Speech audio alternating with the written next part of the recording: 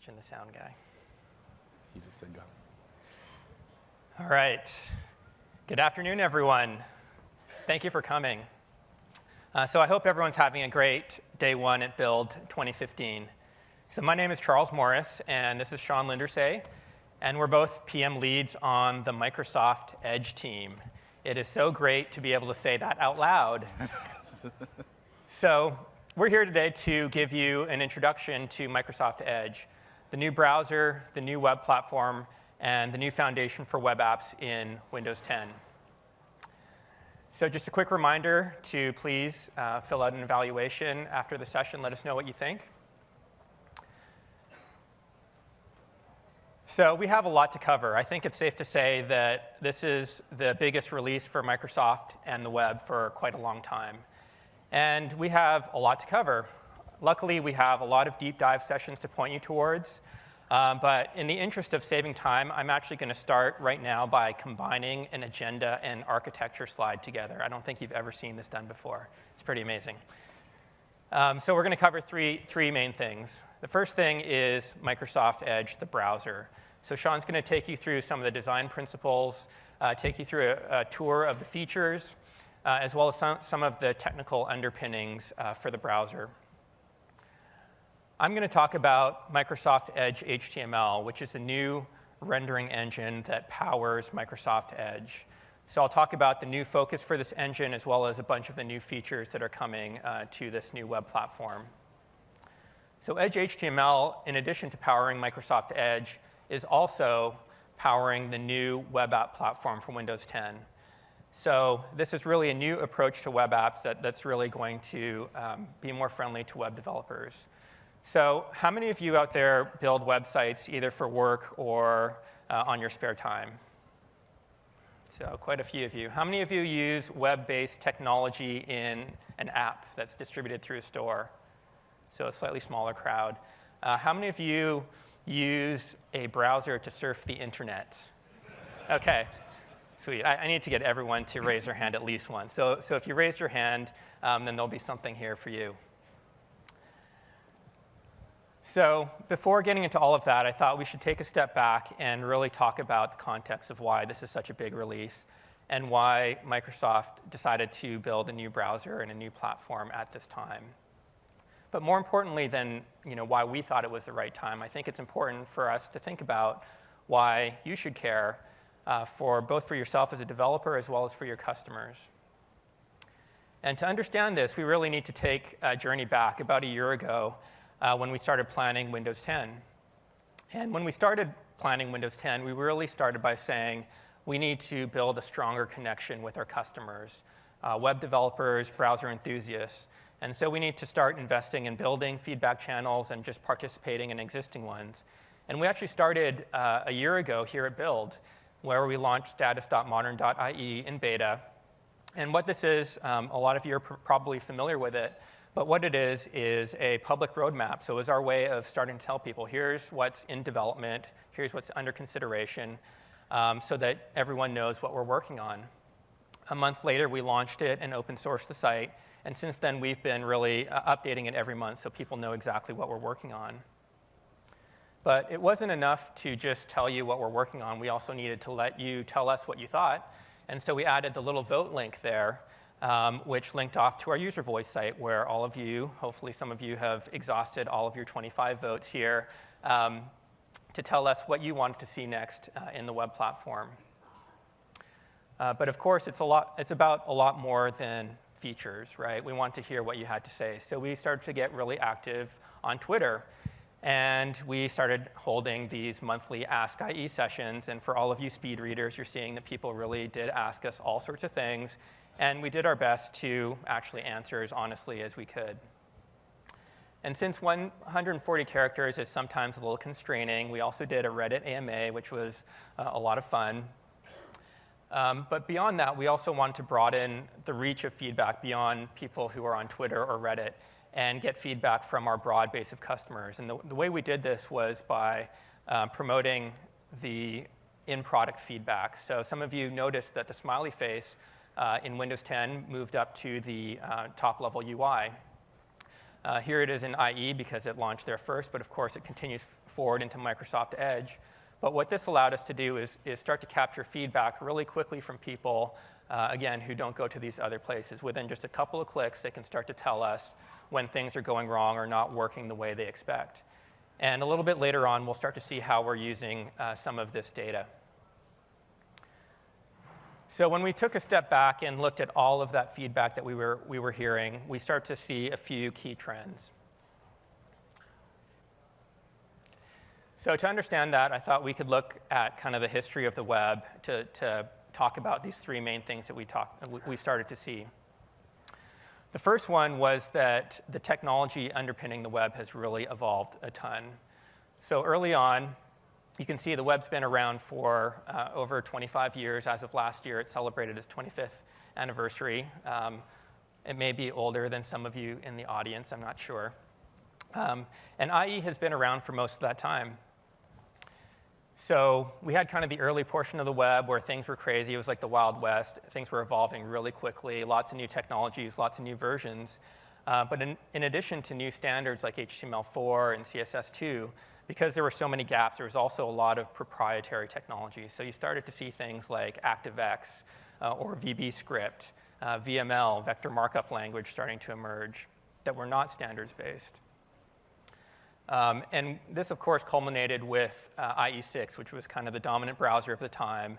And at the time, people kind of thought that the web was maybe done. Like, we've checked that box. We know how to do the web. But it turns out that the web actually has a lot more impact than that. I think really what makes it unique is the enormous reach and diversity. So the way that the web gets to everyone, regardless of the OS device, is really by serving this enormous diversity of clients. And that really started to reemerge through kind of this transition phase of the web, where Firefox started to up the competition again. And with IE8, we really started to move back towards a standards-based approach.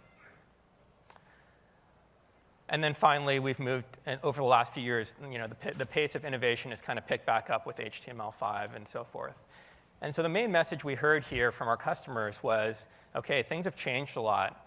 We really want to move forward and leave a lot of these IE proprietary technologies behind. And yet we also had these customers on the other end of the spectrum that said, hey, I have a site that needs ActiveX or needs VBScript. I just need those to continue working. In fact, whenever you upgrade, it would be really great if you stopped breaking that. And so we had kind of this tension happening that we needed to deal with. So that's the first thing we heard. The second thing we heard was, there's these really strong competitors emerging. So Firefox, as I mentioned earlier, Safari, especially on mobile, and then more recently Chrome on the PC as well as mobile. And by providing a powerful platform, great market share, and great user experiences, these have started to really, in some cases, become quite dominant.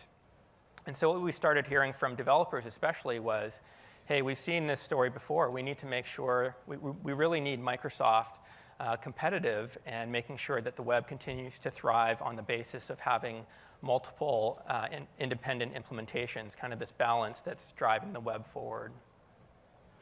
So that was the second thing. The third thing we heard was apps. So all of you probably deal with this. It's part of why you're here. And so there was this emergence of the App Store, and all of you have probably seen surveys where you're seeing people spend less time in browsers and more time in apps. And yet, for a lot of developers, especially those that were used to the web, there was some conflict there. It's like, OK, yeah, I want to go where my users are going, and I want to provide them with richer experiences. And yet, I don't want to lose what's great about the web. I love being able to deploy and push out updates like that. I love the cross-platform nature of the web so that I don't have to rebuild things over and over again. And so this was the third thing that we heard and really caused us to rethink how we bring web apps into Windows 10. So taken all together, this is really what caused us to realize that we needed to do more than just produce the next version of the browser. We needed a more fundamental shift in the way we do things, and this is what led to not just a new browser with a fresh coat of paint, not just swapping out the engine, not just a new web app platform, but really all three of those things. So with that, I'm going to hand it off to Sean. Thanks.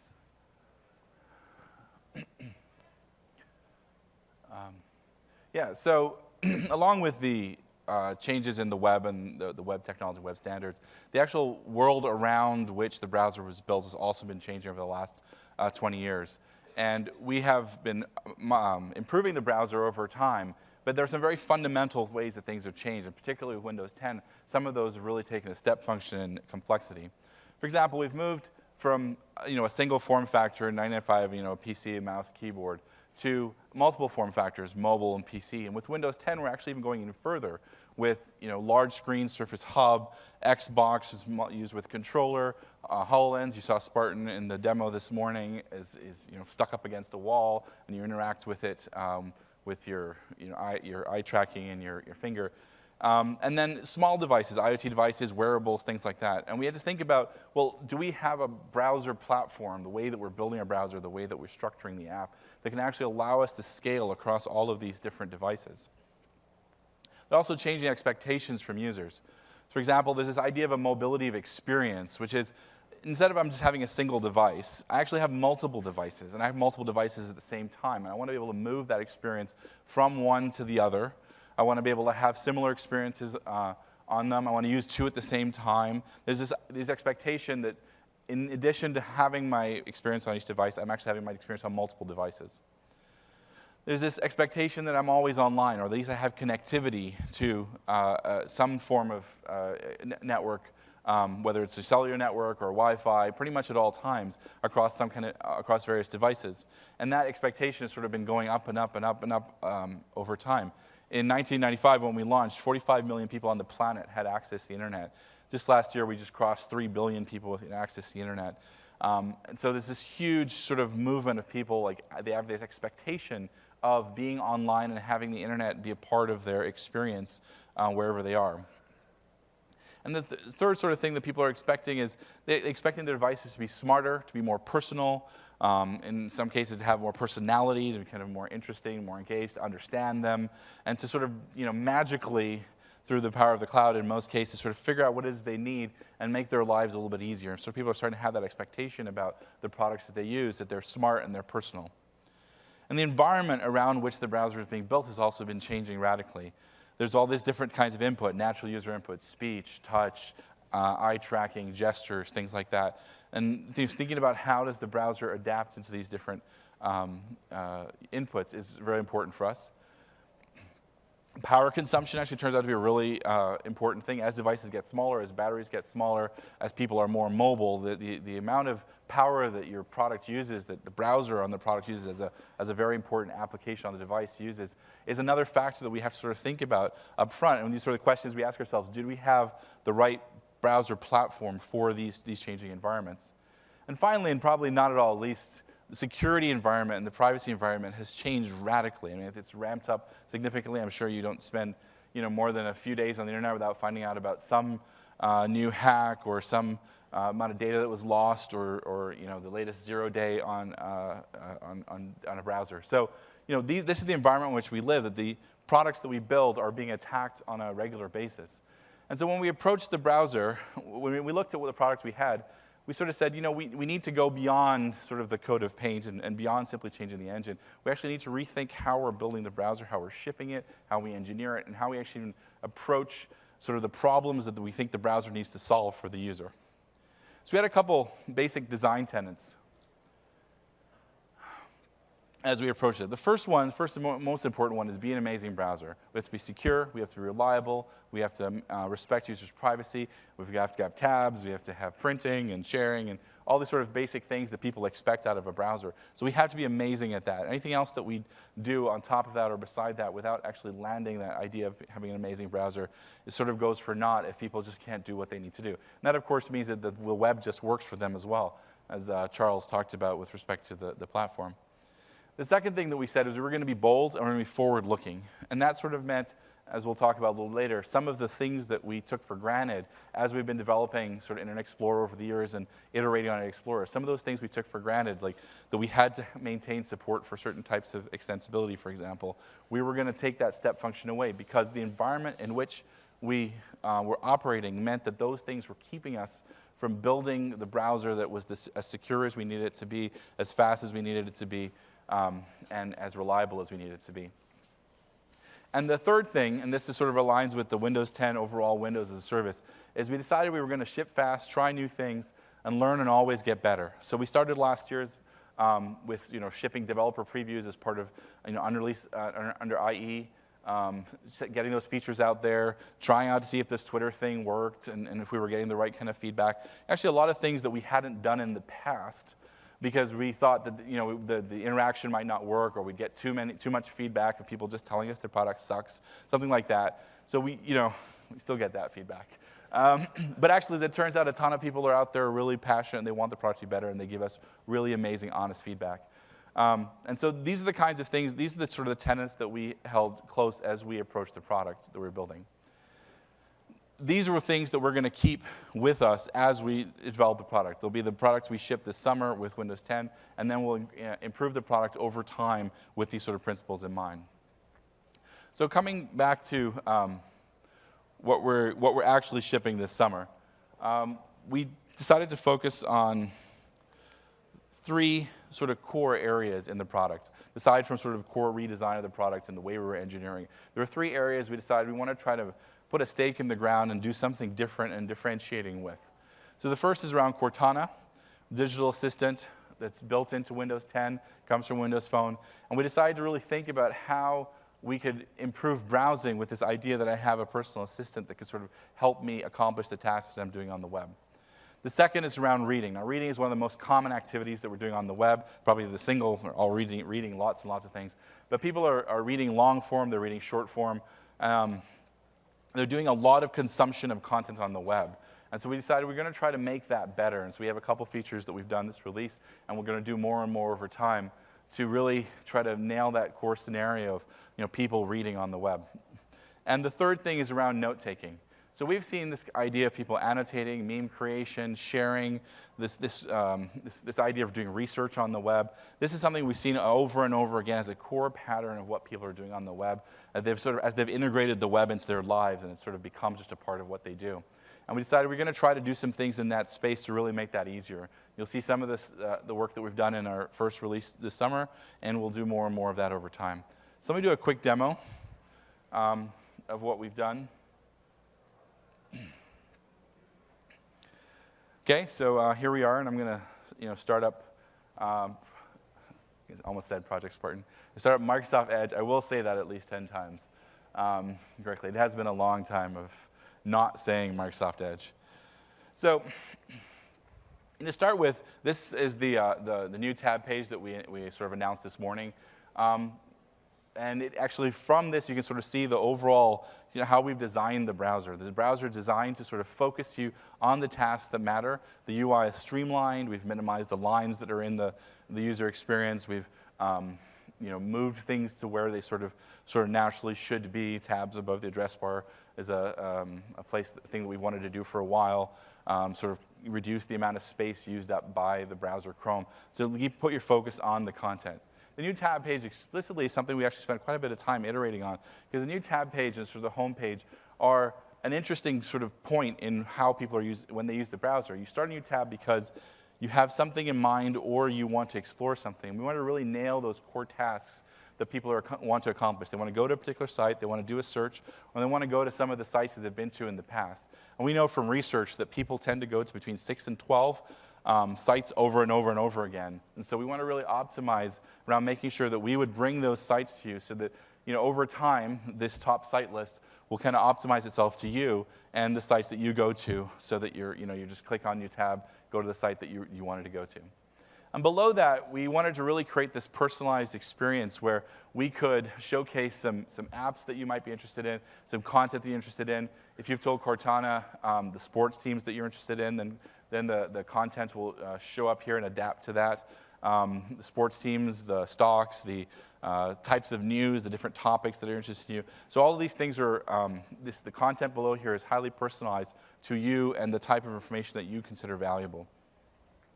And this entire surface is actually designed as a surface that we can iterate and experiment on. So we have the ability over time to see if things are working, if people are accomplishing the tasks that they need to.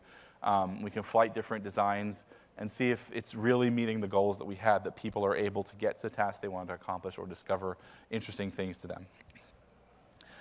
So as I mentioned, Cortana is an important part of the experience that we've built. And when we thought about Cortana, we thought about the different ways that she could sort of help in the sort of core experiences of the browser. So one of the most fundamental experiences of the browser is typing the address bar or doing a search. And we've sort of demoed this one before. That's not too bad. So you can as you're typing the address bar, the idea is Cortana is sort of watching what you're doing. You have this personal assistant that's kind of watching what you're typing and using that context to figure out what it is you might be trying to get to, and then bring that to you immediately so that you don't need to go somewhere else. So we've shown this weather and stock stuff, and actually just a couple of days ago we rolled out a few more Cortana enhanced things, including what I have to say is by far my favorite. Oh,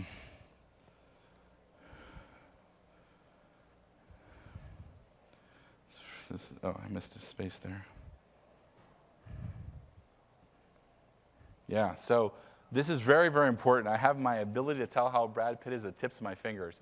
And for those of you who know me, that's really very important. By the way, Brad Pitt is as old, you guys have seen this on there, he's old as Wilford Brimley was in the movie Cocoon. It's kind of a scary, scary thought. I can tell you about Tom Cruise as well, if that's anybody, no?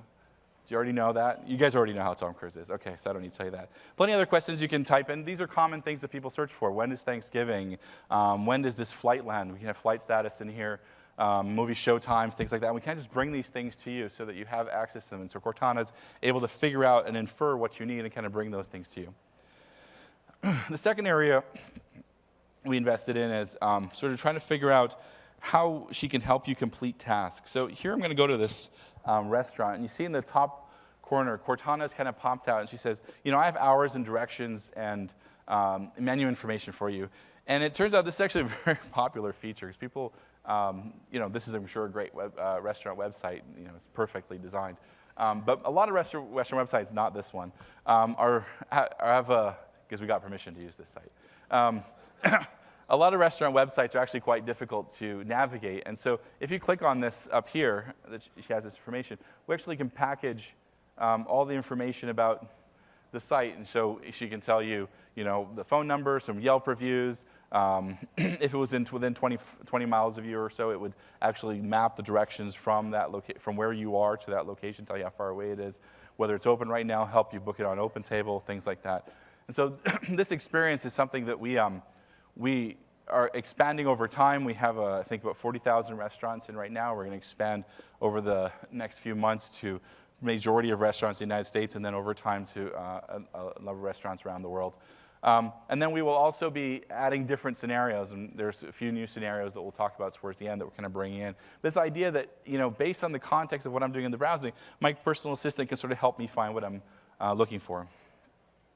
And the final thing that we sort of have is, this very simple idea that, well, I can always ask Cortana about something. So I click on South Lake Union here. I don't know where it is. It gives me a little map. And we have like 20 or 30 different entities that we support here, whether it's, if it's a food that is commonly used for eating, we'll have a recipe for it. We'll have some nutrition information.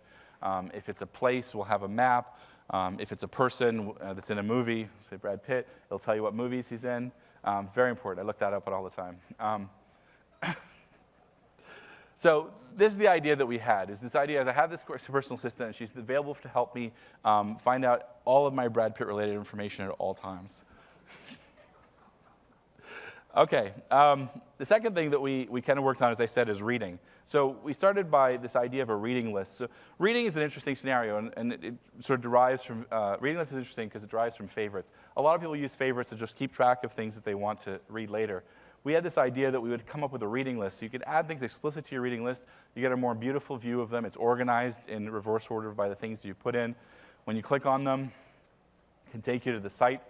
And you can easily remove it and say that I'm done with with reading this article. So it's really optimized around this idea. I want to put something away and read it at a later time.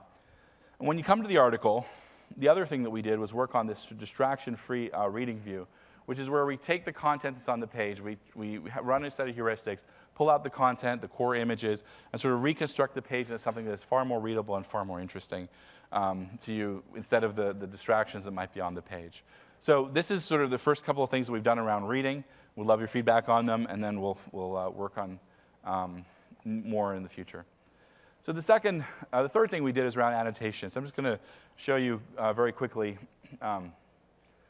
If I tap on the annotation button, I can sort of say, you know,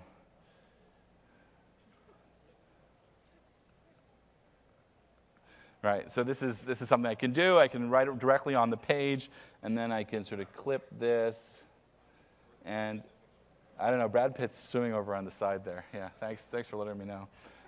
Reminding me of Brad. He's never far from my mind. Didn't expect this, did you? So I can clip this and I can share it with my wife. I do have a wife. She will never see this. So I can clip this and I can share this image, and I can make annotations. It's very, we've seen this, lots of people use this scenario in different ways. They see something on Amazon, they want to annotate it and send it to somebody. And it's not just a pen, you can use your finger also. If you have a touch screen, you can do a text annotation as well.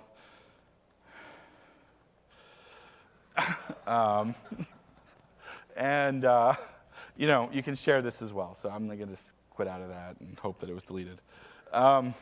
Okay, so that's the sort of the core features: Cortana, reading, and annotation. And these are sort of three areas that we've tried to create some interesting and differentiating scenarios around. And really, try the product and let us know what you think.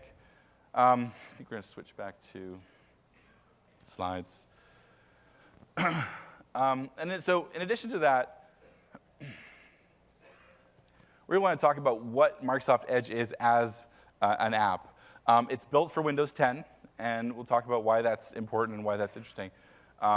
It's built on the Universal Windows platform, which allows us to actually work across all of these devices over time. We just have to design different UI, because that is part of what you want to do, is make sure that the core of the app goes across different devices, but you create a user experience that's tailored for each device. And it's updated frequently along with Windows 10.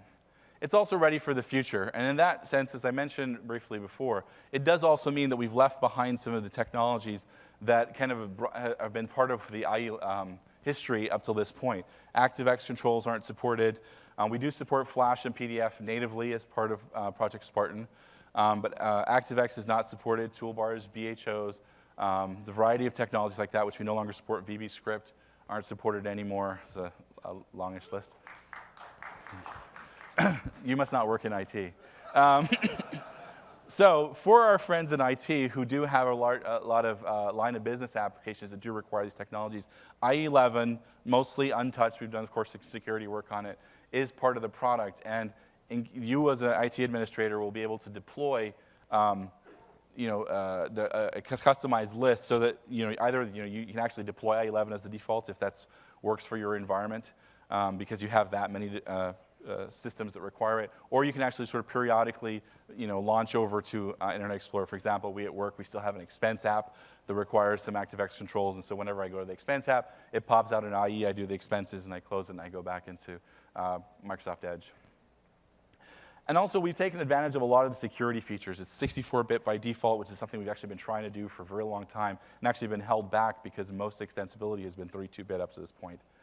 And we use app containers, which is a sandboxing technology as part of Windows 10. So these are some of the things that we have sort of built on and sort of taken for granted for Windows 10. Now, one of the things you might be sort of wondering is, well, Windows 10, and what about all these down-level platforms? So as you heard this morning, one of our goals is to make sure that Windows 10 is on as many devices as possible. Over the past couple years, we've upgraded 650 million Windows 7 PCs to SP1 to get them ready for that upgrade to Windows 10.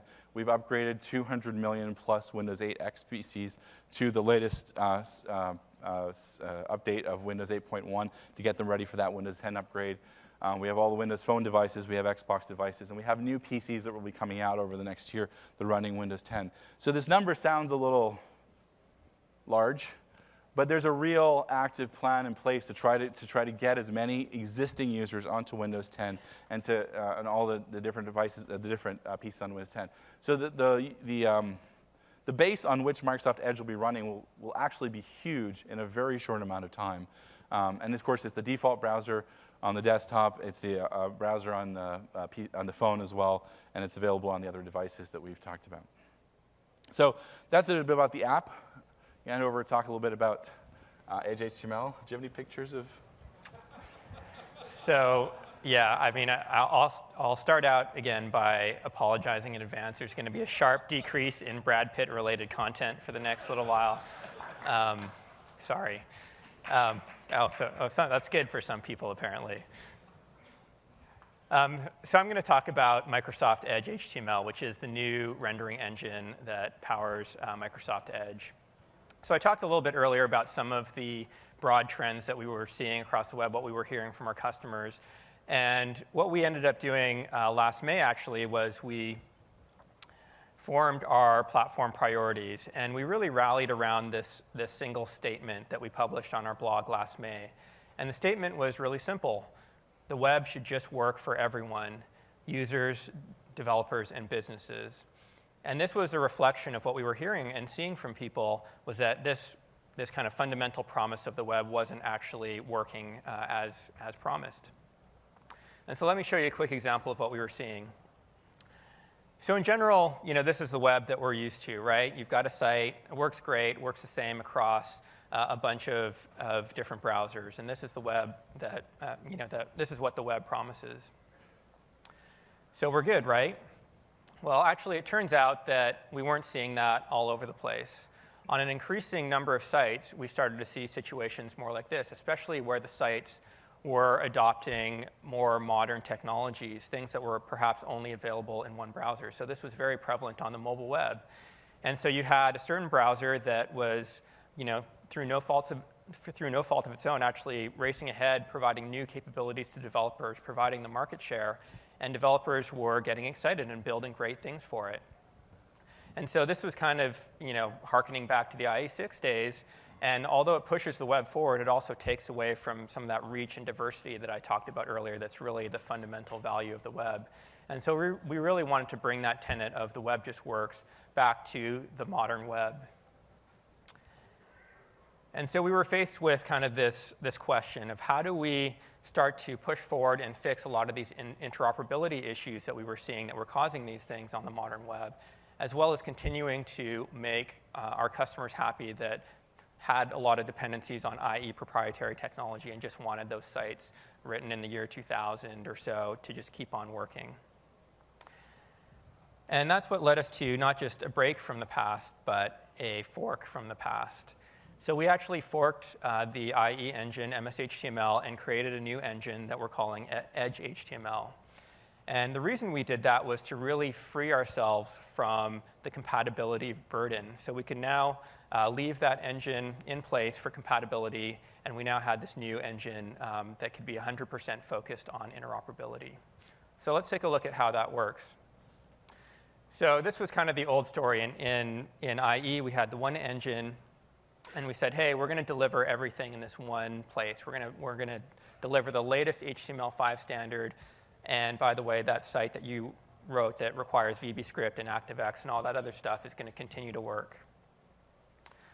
And part of the way we did that was by implementing what we call document modes. So these have been out for many years, and I still run across people who have been developing for IE and still don't quite understand them. And it turned out they were pretty confusing because you had one browser that could now behave in a bunch of different ways depending on what mode it was in. And again, we tried to say, hey, use this browser whether you're browsing the latest HTML5 site or on your intranet or enterprise mode site. So now with forking the engine, what we were able to do is take that engine and give it a really clear purpose. So now in Windows 10, MS-HTML has a very clear purpose. Its purpose is to be backwards compatible. In fact, since we're not really touching it other than security fixes, as Sean mentioned, we can now tell our customers with much higher degree of confidence that this thing is going to continue to work as it did before. So it continues to support the same technologies as it always does. always did, but it now has a very focused purpose mostly for enterprise and intranet sites, as well as certain regions around the world like Korea that have a big dependency on ActiveX. And it allows us to introduce this new browser, new rendering engine, and say, for the vast majority of users that don't have a dependency on all of these technologies, then here's the browser, and we expect, like I said, the vast majority of Windows 10 users to be on Microsoft Edge. So once we made that split, it really freed us up to start piling a bunch of interoperability improvements, ripping out all of that IE-specific stuff and fixing a lot of the differences or gaps between Microsoft Edge and other modern browsers. In fact, in Microsoft Edge, there are over 4,200 interoperability improvements on top of IE 11. And as you can see, they're still trickling in as we speak. There we go. There's the animation I was waiting for. This is actually hooked up directly into our source code system, and no. So how do we know that this is actually working? So I took you through this scenario before, different experience across different devices. Now with Edge, you actually see the same experience. This is a combination of a new user agent string, of course, but also interoperability improvements so that we behave the same. There was no changes required from the website in this case. But of course, we can't just say, oh, here's 1 or 2 or 3 or 10 or 100 sites that are now better. We need to look broader than that. The web is 40-some billion websites. And so this is where we can really leverage the telemetry that I talked about earlier. So I walked you through the smiley face and how it's really important for us to be able to enable people to give us feedback within just a couple of clicks. So here's an example of how we're using that feedback. So this is telemetry that's showing us how the number of reports that we get between the old engine and the new engine. So there was a period of time over the last few months where they were both out there, and actually if you installed Windows 10, you didn't know what engine you were going to get. We actually had basically A/B testing happening, and you could go in and override it if you wanted to, but for the vast majority of our users, they didn't know necessarily that they were getting a new engine. And what that allowed us to do was compare the amount of feedback we were getting between each and tell us if we were doing better than the old engine. And so what you see here towards the left is that when we first released the new engine, this is back in November, we were actually doing worse, and this was expected because we changed the user agent string. We got rid of all the IE-specific tokens, and we said, no, we're really serious about rendering the same content as other browsers. And so we were getting content that had no IE-specific workarounds or anything, and things were breaking because we didn't have all the interoperability fixes in yet. And yet, as you move towards the right, you can see that as we release new builds, things start to get better and better. And crossing over that dotted line was the point where we, a few weeks ago, started to see more positive feedback, or I guess we could say less negative feedback for the new browser than we did for the old one. And of course, we're just going to continue checking in those interoperability improvements. So this is just going to continue going up. So I've talked a bunch about interoperability and making the web just work, but of course we also want to push the leading edge of the web, pun sort of intended, I guess, leading edge of the web forward. So we implemented a whole bunch of new features. So this is a list directly off status.modern.ie. You can always get the latest list here of 45 or so. So this 45 or so standards that are coming in development or in preview today in Microsoft Edge. So that's all the time I have to cover right now on the platform. There's a lot more detail to come. I actually feel kind of bad for not showing you any code in a platform session, but thankfully there's a lot coming in these sessions. So actually it's going to start tomorrow in the keynote when David Treadwell and Kevin Gallo are going to give a demo of a new site, Flight Arcade, that combines a bunch of these new technologies together. You'll also see some great performance improvements that I had to try really hard not to tell you about today so that you can be surprised tomorrow, as well as more about hosted web apps, which we'll talk about in a second. Next up, you've got making your site rock with F12. This actually happened a couple of hours ago, so hopefully you caught it. If not, then you can see Andy's talk online. So the F12 tools, if you're familiar with them with IE, those are coming over to Microsoft Edge. And a new and improved version of F12 will be the developer tooling for Microsoft Edge. Then on Friday, we've got a couple of sessions. Both of them will be super technical. First, the rendering engine deep dive with David and David. And lots of code, lots of demos, great session. And then finally, Brian will be talking about building fast and scalable apps with JavaScript. So on the previous slide, you probably noticed that there's a whole lot of ECMAScript 6 features on the slide. And so I'm really happy that Microsoft Edge actually currently has the leading implementation of the next generation of JavaScript, ES6, as measured by a third-party site. And so if you're interested in learning more about that, definitely check out Brian's talk. It's super technical, so if you're a JavaScript coder and you want to geek out, definitely don't miss that. All right, so now we've got to move on to the third aspect, which is web apps, the new web app platform for Windows 10. So as I mentioned earlier, web apps, apps in general, are a big trend. And we've had a number of ways to include the web in apps over the past few releases. So we've had things like hybrid apps, web view controls, as well as packaged apps where you could use HTML and write a bunch of code on the client instead of using XAML, let's say, in C#. But we felt like we really needed a new approach. And the reason for this is really comes down to what Terry talked about this morning in the keynote. And that's really about providing a more natural bridge from the way all of these different platforms work into the Universal Windows platform. So really providing a way for people to bring their apps to Windows in a more natural way. So today I'm going to give you a few more details about what that means for the web. And so what we're enabling that's new is what we call hosted web apps. So I want to talk just a little bit about how this is different from the other web app approaches we've delivered in the past. So the first is that your website is really the foundation for your store app. And what this means is that it's literally a URL that you put into a manifest, and that gets published to the store. You don't have to download your site and package it up locally. You don't even have to put a web view control into your app. This is not just about just a website wrapper. So what really makes it not just a website wrapper is that you can augment the experience. So I said your site is the foundation. And the reason it's just the foundation is that you can now augment your site's experience using the Universal Windows API. So if there's anything that you need in the Windows API, so let's say access to a device that's not part of the standards-based web platform, you can now do that through JavaScript and the Universal Windows API. And the best part of this is that there's no change to your web workflow. So again, you might be thinking, we've done this in the past. I have a web control, and I know how to call from that out into the local package code in my app. That is not what hosted web apps is all about.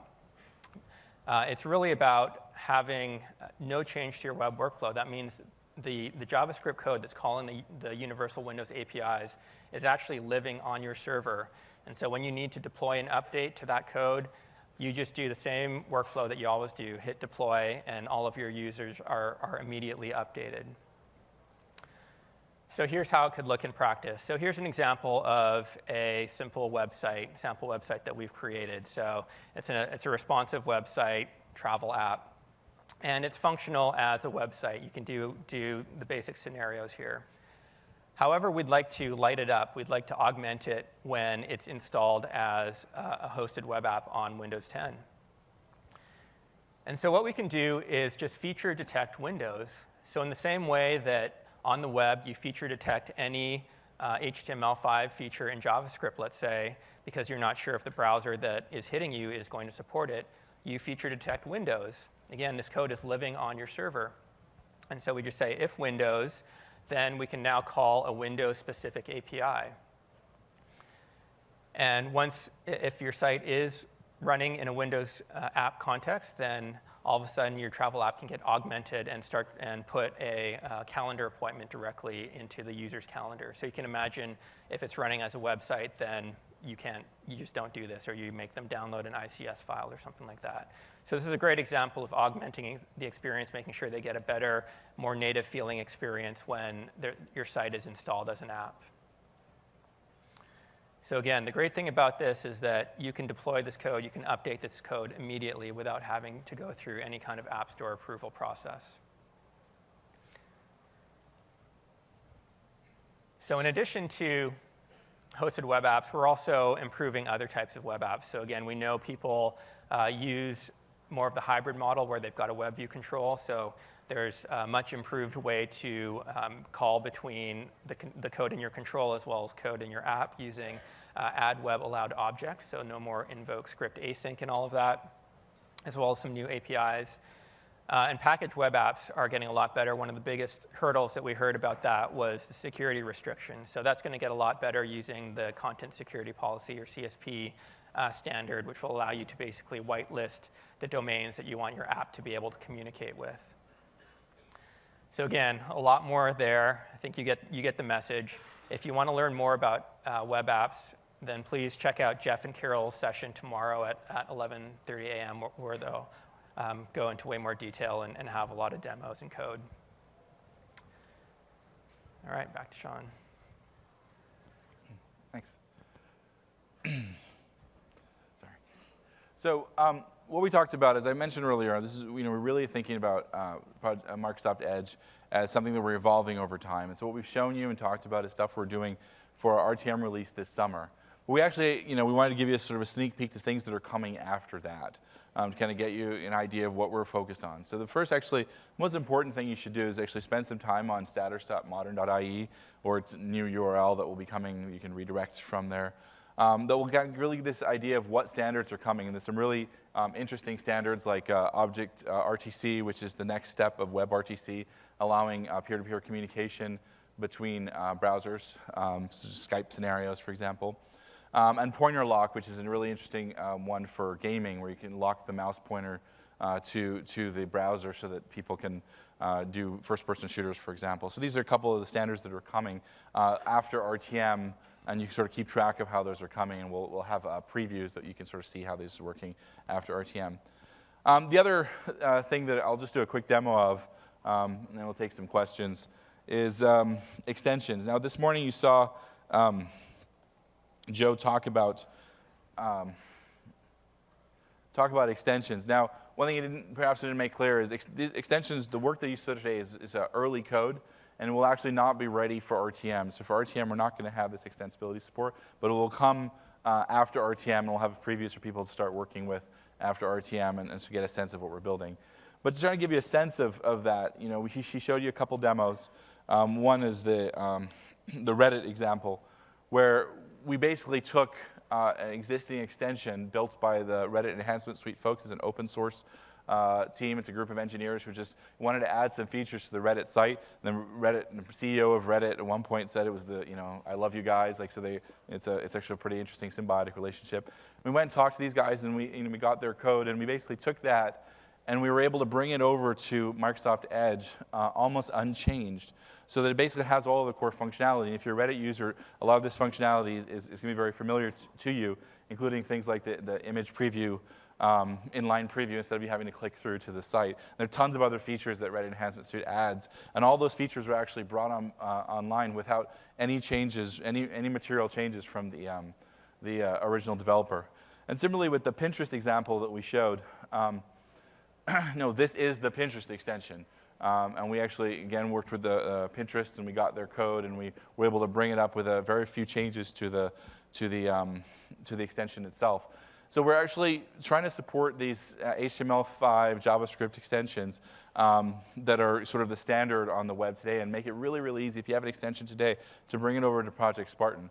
One extension he didn't show was some work that we actually did with our Bing Translate team, where they wrote an extension for us that also happens to work in other browsers. And this looks like an interesting site. And you see in the top in the address bar, they put a little icon that says I can kind of translate this site as well. But we also have this reading view feature. And so with a little bit of extra work, they said, well, let's take advantage of the fact that there's a reading view feature as well, so that when I click reading view, we'll actually switch into reading view and translate it automatically at the same time. So I get this distraction-free and actually readable for me, since I don't speak Spanish, version of this site.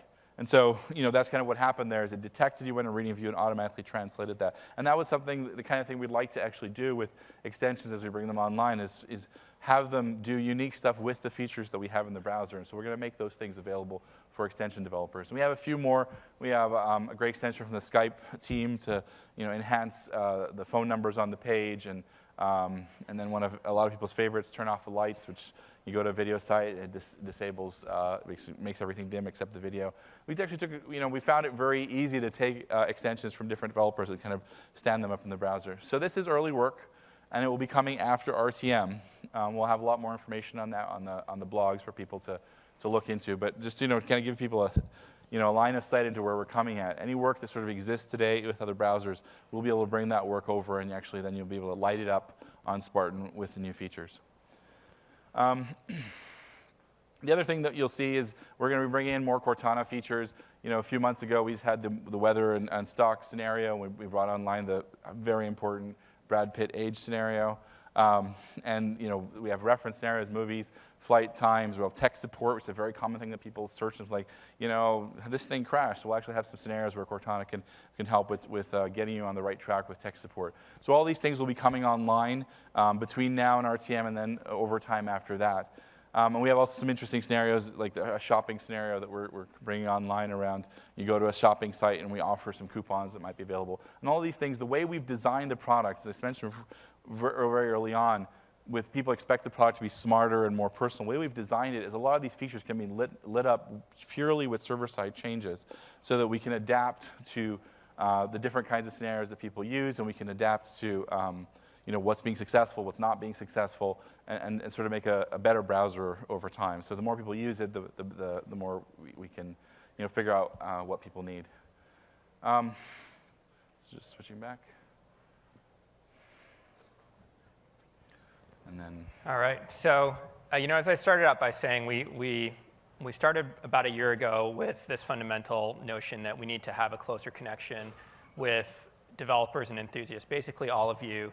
And that's not something that's going to stop. And so I want to just leave with this closing thought of please, we treat Microsoft Edge and the platform and the web app platform as kind of this community thing. And we want to make sure that we're building what you want as a user, as a developer.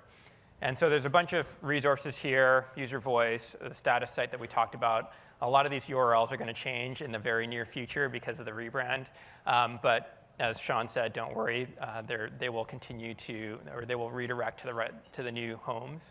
We're also very active on Twitter at IEDevChat, which is also going to change to at MSEdgeDev at any time now, as well as Stack Overflow, and we're putting more and more of our samples and things on GitHub. The last thing I want to leave you with is if you want to know even more. So I pointed you at a bunch of sessions here to learn more. But next week, we're actually having a full 2-day event in Mountain View, just down the highway, that we're calling the Microsoft Edge Web Summit. So this is going to be a full 2-day event all about Microsoft Edge, really focused at developers. So for today, it's very close to sold out. We actually decided to open up registration again today just for Build to make sure that people who wanted to come can make it in. If you're in town or can stick around a little bit longer, definitely go to aka.ms/MSEdgeSummit, and you can register for free. So with that, thank you very much. Once again, please fill in an evaluation, and I think we've got a few minutes for questions. We're also the last session, right? Yes. Yeah, so we can probably go a little. Yeah, we can stay for hours for questions. So if you've got a question, please step up to one of the mics, and so everyone can hear. Thanks, everyone. Thank you.